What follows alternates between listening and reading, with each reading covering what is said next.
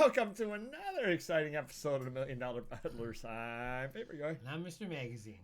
And it's Saturday BOLO Day, and we got a loaded plate today, so take it away, Mr. Magazine. All right. I think we spoke about OOP VHS movies in the past, out of production, but if you find them and they look obscure and they probably didn't, like a B movie, horror, sci-fi, never went to DVD, you're going to get good money for them. This is Bay of Blood, clamshell rental VHS. Oh, wow. So it's a rental, so it's... Yeah, it's a rental and it's still one for $50. So obviously a sealed one could be worth $500, who knows? But the point is, if you see any weird titles like this, I would scarf them up. You'd probably get them for $1 or $2 at a garage sale or something. And that's kind of not good. If you come to play and then you stay to die, that's not good. No, well, yeah, obviously. That's not good. Yeah, no, it's not good for anybody. I agree. Practice what you preach. Next up, Buckeye Root Beer. Oh, wow. Vintage bar advertisement sign, 24 by 18. It's metal. And FO is our date code. It's in the front office. But nevertheless, I think I took 180 on this. I had it up for 256. And, how long do we want this lingering? It's kind of big, so we got it out of there. Now, where did you get that? So this local customer, repeat customer, he's been coming in for years. He always brings in, like, weird different things, and this was one of the things. I told him, give me oddball stuff, more like toys and, odds and ends for the holiday season, so he shows up with that. Well, there you go. And it sold, didn't take too long to sell either. And those are the things that I don't know because I don't know them. I never know. Not that anybody would reprint that or not, but I never know if something like that's reprinted, not reprinted, because that does look to be in fairly nice shape. Yeah. And then, he ran a comp and he puts them on a little piece of paper if they sold, if they didn't sell or asking price. And, I pay him about 40%. So, right. Yeah, not too bad. Next up, Rescue Heroes Mattel Fisher Price Accessories Lot, 13. Looks like little backpacks and so forth that go under the little figures. And I think I took $30 on this. Probably didn't pay anything for it, so I could really care less. But it's just amazing how, they're worth something per, and you got 3, you're paying about $2-3 a piece, but it adds up. Think a collector buys those, or is it another dealer? Do you think? I would say a collector's probably got a bunch of them that his, maybe his kid played with or something, or he gave them to his kid, not, the kid didn't want them, and now I can complete them and sell them, or who knows, keep them, display them, whatever you got to do. Right. All right, next up, Mike Schmidt Phillies autographed baseball. This one for $46. I give my own certificates as I guarantee them for life. Not the best condition ball. It's in blue Sharpie. I think I took 40 on this. I took 40, yeah. But again, and it was personalized. Oh. To Dave. Oh, I could have gave it to you for Christmas. Yeah, you could have. Jeez, didn't even realize that. You don't know that I collect Mike Schmidt signed baseballs if they're yellowed. Or anything, exactly. Or anything to Dave. But, you could see autograph stuff at garage sales here. I'm sure you've seen stuff like that, and I don't think they would be charging that much for this. No, garage right, sales. So, right. If you know the player, if it's a Hall of Famer, definitely jump on it. But remember that, $40. Okay. Next up, Mike Schmidt, Phillies autograph baseball with COA. I thought Mike Schmidt passed away to sell 2 of these in the same day. This one went for $80, and you can tell why. Why? Nice mint signature, nice mint baseball. Not personalized. Right, exactly. So obviously condition counts, boldness of the autograph counts, and it makes a difference. That's why this one went for double. Now, is that worth more because it's signed in pen, or that doesn't really matter? Pen's more desirable because it's obviously not going to bleed, even though that ball's probably 30 years old and would have bled by now. But again, it looks cleaner, sharper, and definitely more desirable. Boy, they should shellac those to save the autograph. Oh, yeah. Remember they used to do that? Well, you won't be alive when it cracks. Remember they used to do that? Oh, yeah, exactly. Next up, I feel like Paperboy. Oh, Charles wow. Atlas System of Health, Strength, and Physique Building. This is pretty cool. I don't know what you would even call this, but it's some. It's the course. Okay, there you go. Yeah. It's the course. Yeah, I've had those before. Yeah. There's a bunch of different pages and so forth, and it's like a booklet. But I think I took $50 on this. I think we threw it up for $100 because I didn't see any comps on there at all. Yeah, you will find those out there. I've had them a couple of times. That's not his real signature, right? No, okay, no. Because it's in a different color, but yeah, it's kind of cool. Obviously, you see something like that. Early weightlifting stuff is definitely hot. I would pick that up in a heartbeat. Well, those would have been the things that you would have bought through the comic book and all that kind of stuff. You will find them out there from time to time. There's that version, and then there are booklets. Sometimes they would send them out single booklets with different courses too, and so you'd have like 10 booklets to make up a course also. Gotcha. But they always sell when you do find them. Very cool. All right, next up, it's almost what season? Noel. Oh, it is Noel. Well, actually, it's Christmas season now, pretty much, or shortly. Relco Candy Cane Kids Candle Holders, 8.5 inch, hand decorated, 1950. Wow. I think this went for close to 150, 145 maybe. And I can't argue with that. Did you get that from that same guy? Same guy, Okay. yeah.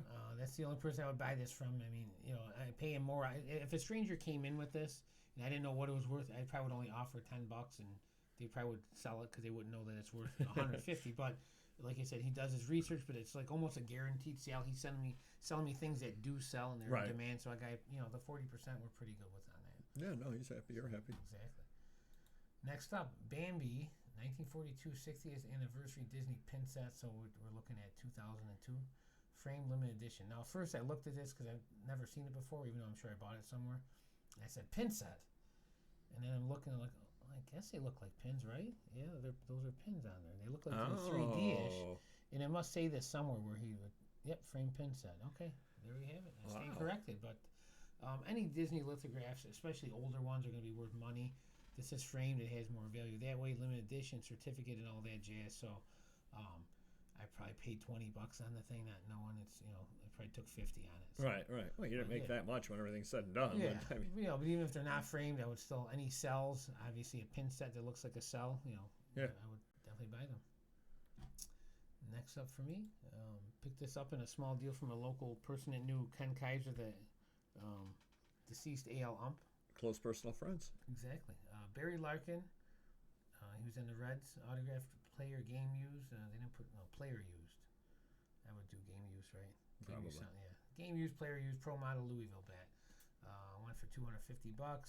I ran comps, and similar ones were anywhere from 150 to 400. I said, let's meet it in the middle, 250, and it sold at auction. Now, is there any way? Now, it wouldn't be worth it with Barry Larkin, I can't imagine. But is there any way that they could? I'm sure there is. Research that bat and find out that it was used in games 152 through 161 of the 2007 season, with pictures and then a match with the wear on the bat and all that stuff. Yeah, if it's someone he's a Hall of Famer, but I'm saying like an Aaron Judge one, Golden would have a game match photo to match it up, or if it was Jordan, that's a big thing nowadays. But and nowadays they don't give them away to people in the stands and bat boys and stuff, and then they get lost over the years here. Right. And then they show up. Maybe this was at a Cincy game that he umped, he gave it to him, and then found its way back to Rochester. Right. Generally they're all locked up in contracts and stuff now, so they these things get donated to companies and auction houses and so forth. So they have those provenance pieces. Right. So, but I think you're up. Indeed, I am. CDTA, Capital District Transportation Authority schedule, January 1976 to Amtrak. I actually screwed up. I should have put the word NY in here somewhere because it is the Capital District of New York. Although it sold $20, somebody or other bid on it and bought it. Old bus schedules do sell, and this actually isn't that old. I mean, I guess it is 50 years old now, but within the world that we deal in, it's not old. Certainly, you'd expect to find stuff from the 20s and 30s, but 1976 bus schedule. I'm older than that. There you are. 1976 bus schedule for $20. Can't go wrong. Can't argue. But flip side of that, where else is he going to get it? Very true. I like girls that wear Abercrombie and Fitch. Chinese food makes me sick. What doesn't make me sick is selling a 1985 catalog for $28. Nice. This was pre the Bruce Weber, pre all that kind of stuff. Horrible looking cover. Blah. Yeah, yep. And this was pre Bruce Weber, so and it wasn't a lot of clothing and all that in there either. Cool. So $28, happy with that. Yeah. Lowrider. Cinco de Mayo, Los Angeles. So you're tapping into my wheelhouse. Well, I tried to sell it to you over on Whatnot, but you didn't show up and buy it. And neither did anybody else. They all passed on this. So I said, what am I going to do with this? So I put it over here on eBay, and it sold very, very quickly, as a matter of fact. Wow. I try to give value over Cinco de Mayo has sold it, I'm sure. Or my singing. Well, okay. If you could stop singing, sure. Giant Robot number 6. Chow Yun Fat, who's not. Anita Yun, Wrestling, Money Mark. I stole your joke. Yeah. $28 at store for this over here. It's just something other that I had picked up. It is an interesting cover. Definitely an interesting cover. Yeah, well, obviously Chow Yun-fat wants to fight the cameraman. I mean, he clearly says it. That's what it comes down to. He just came from a Italian restaurant and he's got the toothpick in his mouth. That's true. You probably shouldn't be running with that toothpick. Clinton Hurdle. Jeez. You probably shouldn't be running with that toothpick. No, it's probably not safe. Yeah. What if he trips? Exactly. Well, then he would take the World Transportation ticket over at Walt Disney, April 11th, 1985. I took $15 on this, but just literally a ticket to the monorail, I guess, Cool. And it's one of those deals that most people who went to Disney probably have one of these tickets. And so when you do find at the estate sale the pile of the tickets and all that stuff, you'll find something like this. To get $15 out of this alone is a nice little deal there. Another nice little deal there is this program. Catasauqua? Works for me. Yeah, we played them back in the day. Versus Northampton. Did you really? No. Oh. November 25th, 1971. I don't know why I asked $44 on it. I guess because I figured it's going to be uncommon. Yeah. I think I got $25 offer on it, something other like that. Very, very happy with that. Do put up the local programs and all that. They do take a while to sell. This did take 3 years to sell, but you're not going to pay a lot for them. That's what it comes down to. Mm-hmm. So if you have the long tail mentality, you will make the sale, and you'll be very, very happy when it does. Well, it's 53 years old to the day almost. I do now. The program says Thanksgiving Day. No, something that might be one of those rivalry games, and that could be why it's sold. Yeah, well, I mean, the Rough Riders, who's going to mess with them?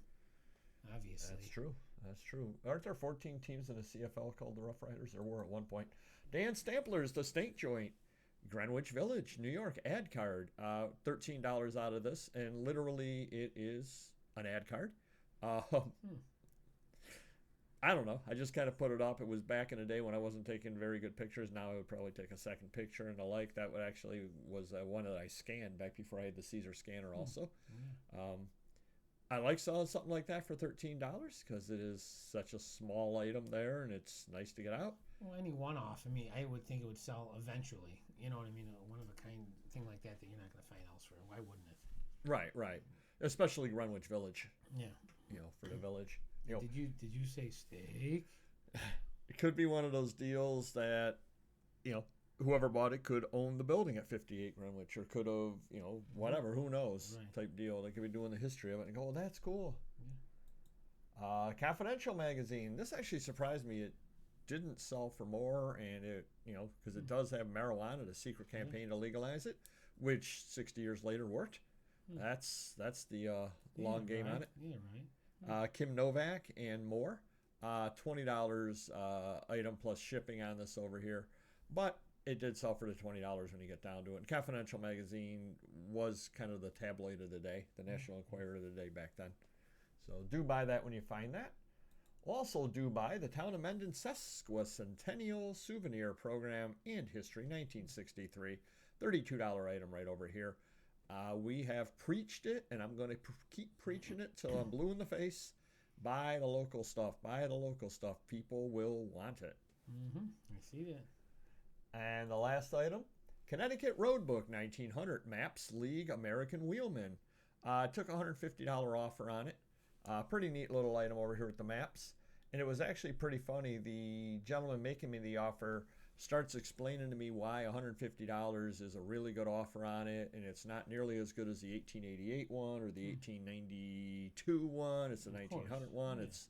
It's not as good as the other ones, and he only wants it because I paid like $1 or $2 from a local dealer. I'll take it. Interrupt him. I'll take it. Basically, I was like, yeah, $150. I got a couple of bucks into it. Yeah, I'm more than happy to move it. It is a neat little item, no doubt at all about it. And again, nice old maps in there as well. But very, very happy with that sale over there, and he's happy with the purchase. So that is what you call win-win.